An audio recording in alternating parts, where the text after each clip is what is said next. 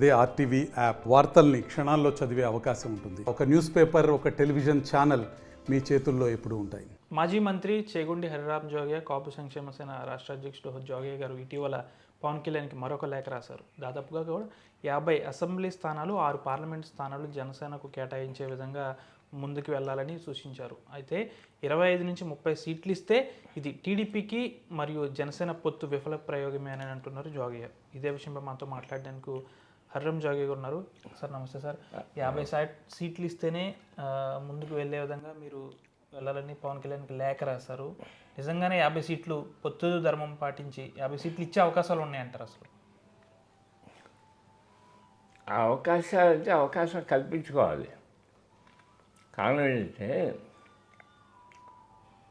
2019 ఎలక్షన్లో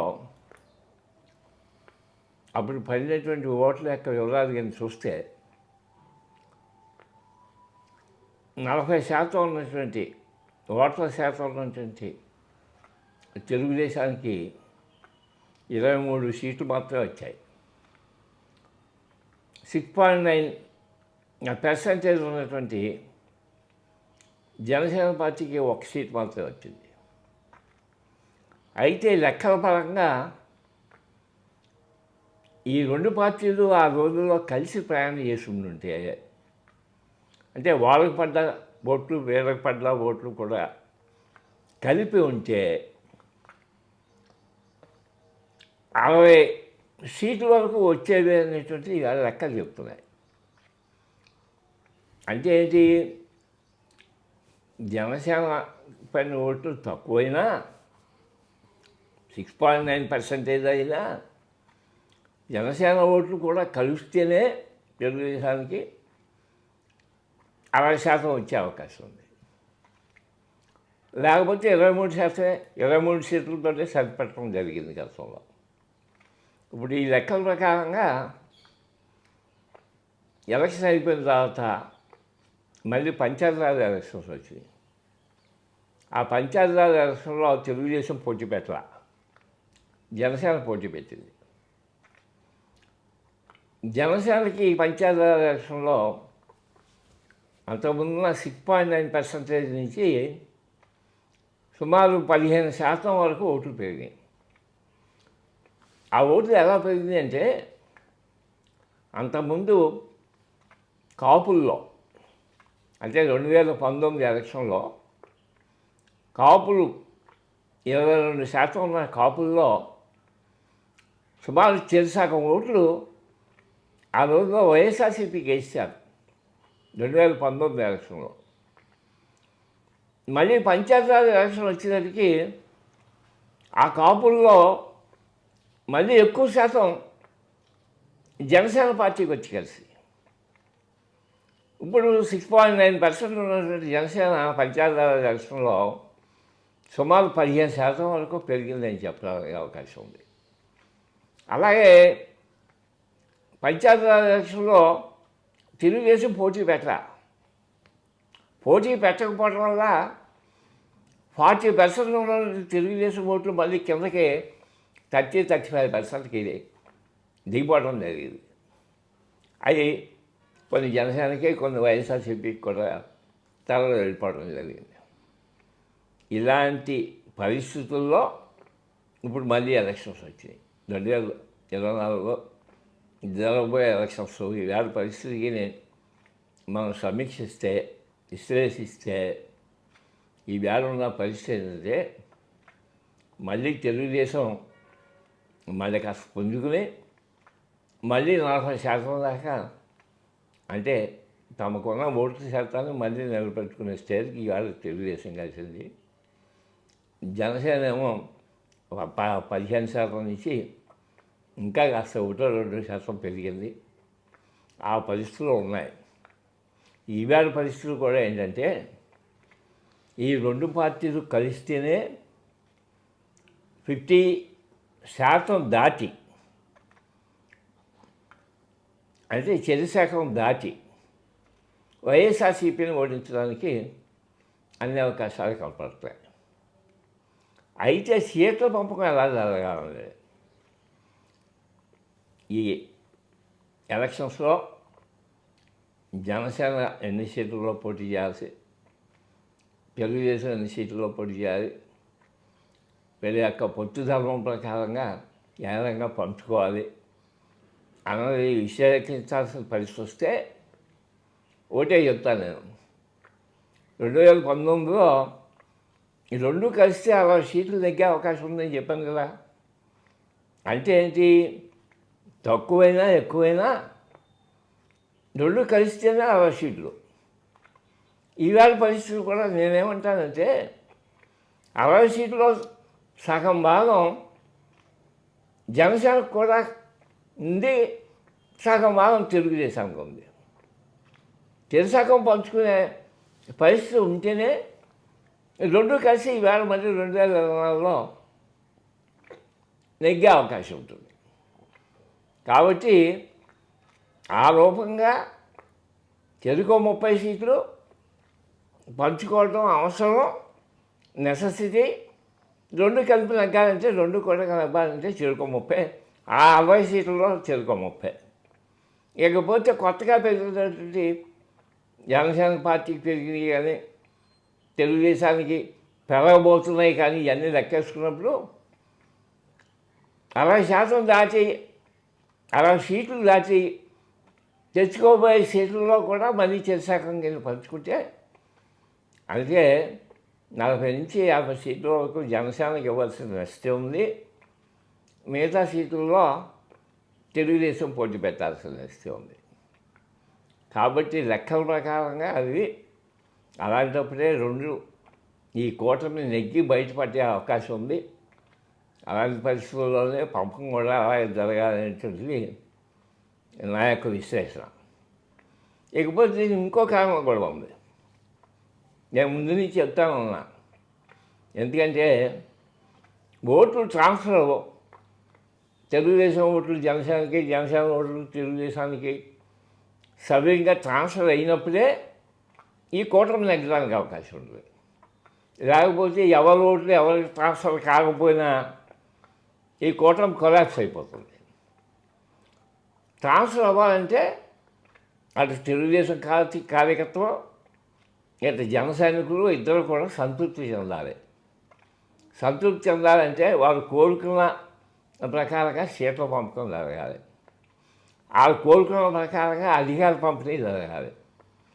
అప్పుడే ఇద్దరు కూడా సాటిస్ఫై అయ్యే అవకాశం ఉంటుంది. కాబట్టి ఈవేళ పరిస్థితుల ప్రకారంగా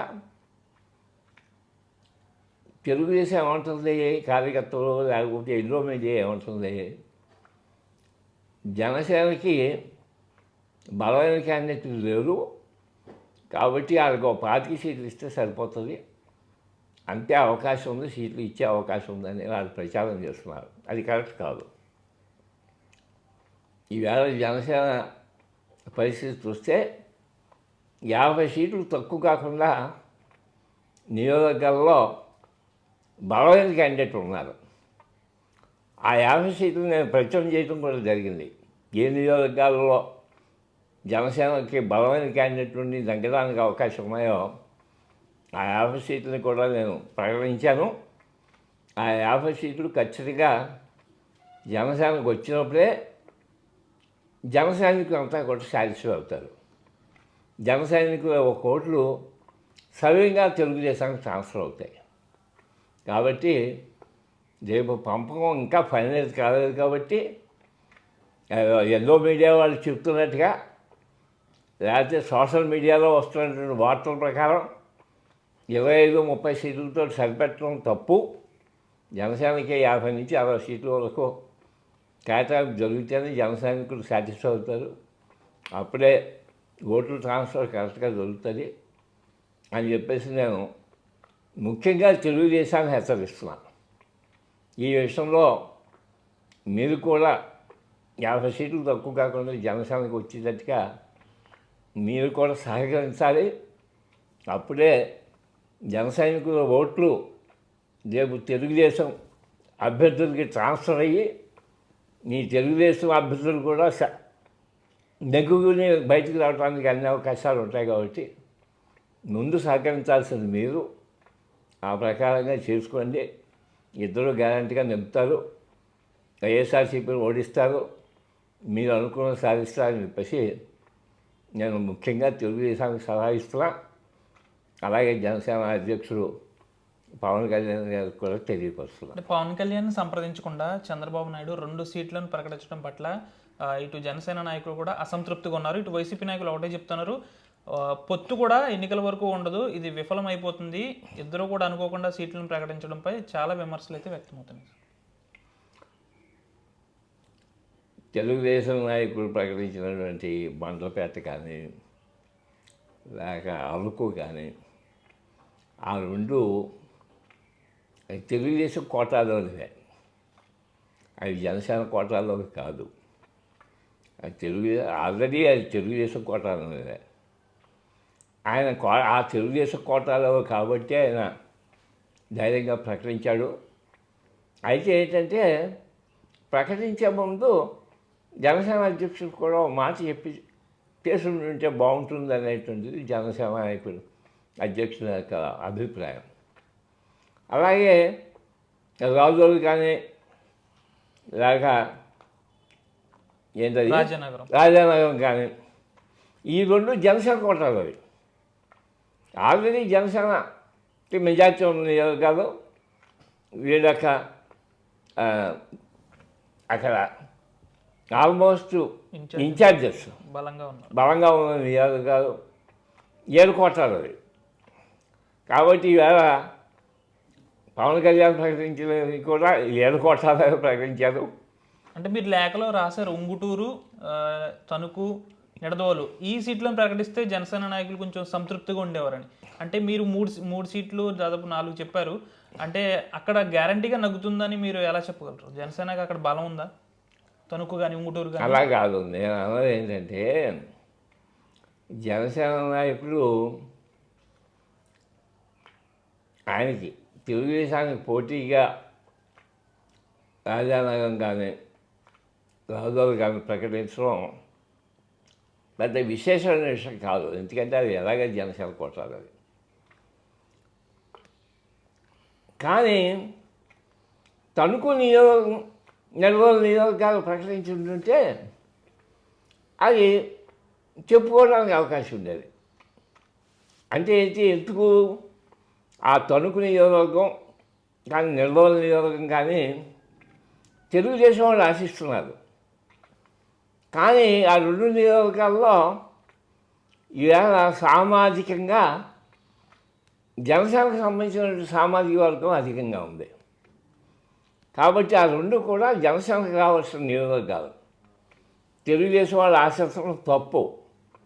కాబట్టి ఆ 2 నియోజకవర్గాలని జనసేన ప్రకటించి ఉంటే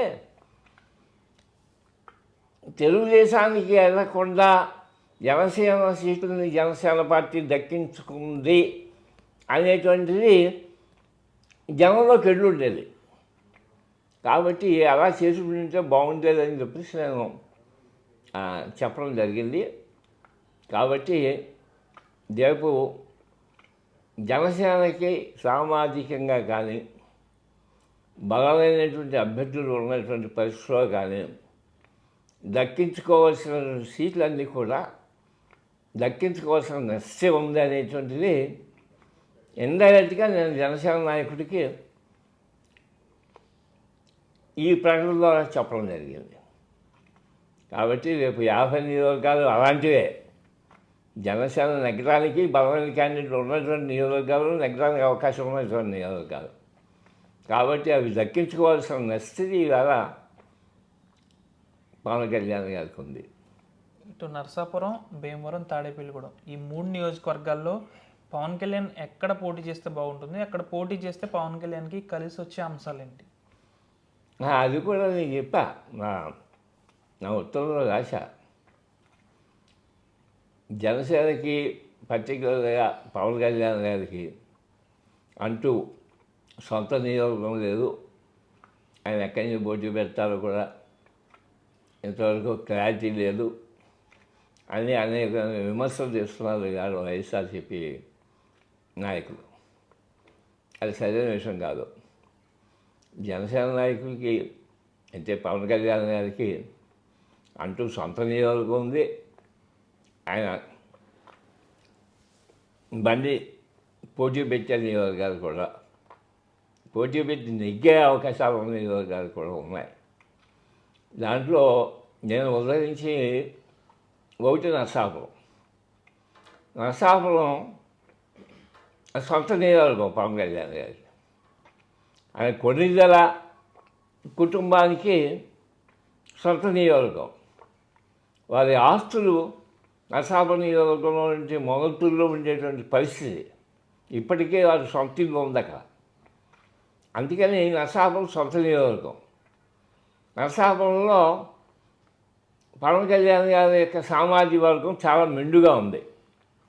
కాబట్టి అక్కడ నరసాపురంలో పెట్టినా ఆయన గ్యారంటీగా నిలుపుతాడు. దాంట్లో సొంత నియోజకవర్గంగా క్లెయిమ్ చేసుకునే అవకాశం ఉంది. ఇకపోతే భీమవరం ఒకసారి పోటీ పెట్టి ఓడిపోయిన నియోజకవర్గం అది. ఏదో సామెత చెప్తారు, ఎక్కడైతే పోయిందో అక్కడే వెతుక్కోవాలని సామెత ఉంది కదా. ఆ సామెత ప్రకారంగా ఒకప్పుడు అక్కడ ఓడిపోయారు కాబట్టి మళ్ళీ అక్కడే పోటీ పెట్టి అక్కడి నుంచి నెగ్గించుకొచ్చామనేటువంటి మాట జనానికి తెలియపరచాలనుకుంటే అది భీమవరం నియోజకవర్గం నుంచి పోటీ పెట్టడం సబబుగా ఉంటుంది. ఇకపోతే తాడేపల్లిగూడెం 2009 ఎలక్షన్లో ప్రజారాజ్యం పోటీ పెట్టినప్పుడు 15 నియోజకవర్గాల్లో, జిల్లాలో ఉన్న 15 నియోజకవర్గాలు ఒకే ఒక నియోజకవర్గం ప్రజారాజ్యం పార్టీ నెగ్గింది, అది తాడేపల్లిగూడెం. కాబట్టి అక్కడ కూడా క్లెయిమ్ ఉంది. ఈ 3 నియోజకవర్గాల్లో పవన్ కళ్యాణ్ గారు ఎక్కడ నిలబడినా ఈవేళ తెలుగుదేశం జనసేన కలిసి ప్రయాణం చేస్తున్నటువంటి పరిస్థితుల్లో ఆయన ఇంట్లో కూర్చుంటే తెచ్చుతాడు. అయితే ఎక్కడ అనేది నిర్ణయం చేసుకునే బాధ్యత ఆయనది కానీ మనది కాదు. మనం చెప్పడం వరకే కానీ, మన సలహా ఇవ్వడం వరకే కానీ ఆ నిర్ణయం చేసుకునే అధికారం ఆయనకే. కాబట్టి ఈవేళ రేపు ఎక్కడ అనేది త్వరలోనే మన దగ్గరికి కూడా తెలిసే అవకాశం ఉంది. అంటే రాష్ట్ర రాజకీయాల్లోకి కాంగ్రెస్ రూపంలో షర్మిల ఎంట్రీ ఇచ్చారు. షర్మిల పోటీ వెనకాల ఇటు కాంగ్రెస్ నాయకులు అంతా కూడా ప్రతి నియోజకవర్గంలోనే పోటీ చేస్తామంటున్నారు. ఎంపీ స్థానాల్లో కూడా పోటీ చేస్తామంటున్నారు. ఒకవేళ కాంగ్రెస్ పోటీ చేస్తే ఇటు టీడీపీకి జనసేనకి ఏమైనా మైనస్ అయ్యే అవకాశం ఉందా? ఈవేళ ఎలాంటిదే కాంగ్రెస్కి రాష్ట్రంలో ఒక సీటు కూడా వచ్చే పరిస్థితి లేదు. అది గతంలో 2019 ఎలక్షన్లో లేకపోతే అంతకుముందు 14లో మొదటి చూస్తున్నాం కాంగ్రెస్ పరిస్థితి ఈ రాష్ట్రంలో.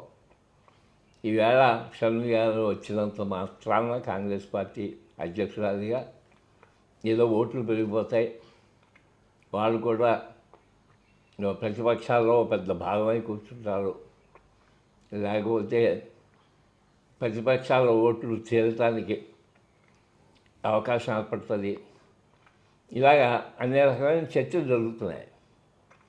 అయితే నా విశ్లేషణ ఏంటంటే షర్మిల వల్ల కాస్త కోస్త నష్టం ఏదైనా ఉంటే వైఎస్ఆర్ పార్టీకే నష్టం ఉంది.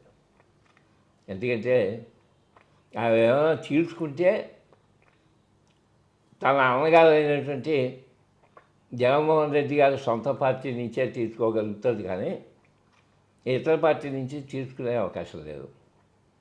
అయితే ఒక నష్టం ఏంటంటే వైఎస్ఆర్ పార్టీ నుంచి ఏవైతే వ్యతిరేక ఓట్లు, అంటే వైఎస్ఆర్ పార్టీకి యాంటీ ఎస్టాబ్లిష్మెంట్ కింద బయటకు వచ్చే ఓట్లు ఏమైనా ఉంటే అవన్నీ ప్రతిపక్షాలకు చేరాల్సిన ఓట్లు, అంటే ఏంటి జనసేన తెలుగుదేశం కూటమికి రావాల్సిన ఓట్లు, వాటిని కూడా ఏమైనా షర్మిల కొద్ది గొప్ప పట్టుకెళ్తారేమో నష్టం ఒకటి ఉంది. కాబట్టి పెద్ద నష్టం లేదు, పెద్ద లాభం లేదు ఆవిడ పోటీ వల్ల చెప్పుకోదలుచుకుంటే. అందుకని ఆవిడ గురించి అనవసరంగా ఎక్కువగా చెప్పుకుని పెద్దదాన్ని చేయటం అవసరం నా అభిప్రాయం.